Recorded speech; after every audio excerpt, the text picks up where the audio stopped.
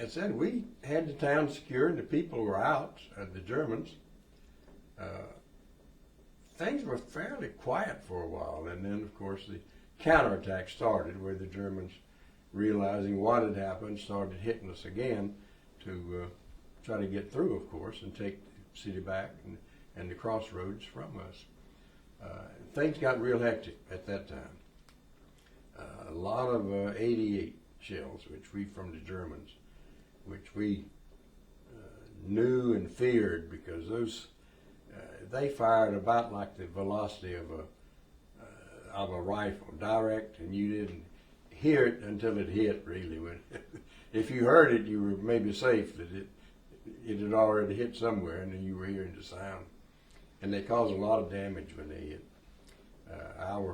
One of our platoon sergeants had set up his platoon right across the street alley. We were separated by two big walls. Company CP was on one side, and he had set up his platoon on the other side.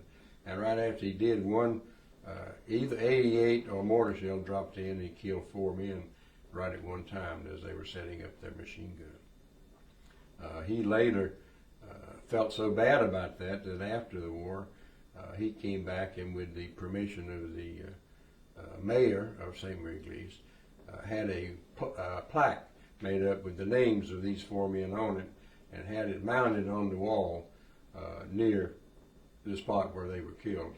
It's still there. I was back in '04 for the 60th anniversary, first time I'd been back. And we found the plaque, and it was still there. Real pleased to see it. The fighting went back and forth.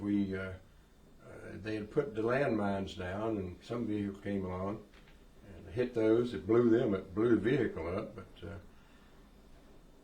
we were fortunate in that, from what we heard, was that Hitler had taken control of the Panzer divisions, the tank divisions, which were to be used to rush to the beach and push back the invaders, and that he had taken control and they couldn't move him without his permission, and that supposedly he was sleeping and they were scared to wake him up. And so that really worked for us, because it enabled us to get more prepared, and especially for more troops and our tanks to get on the beach, so that they were able, when he did release them, our tanks were there to counterattack, and also the Air Force did a great job on knocking out them so far.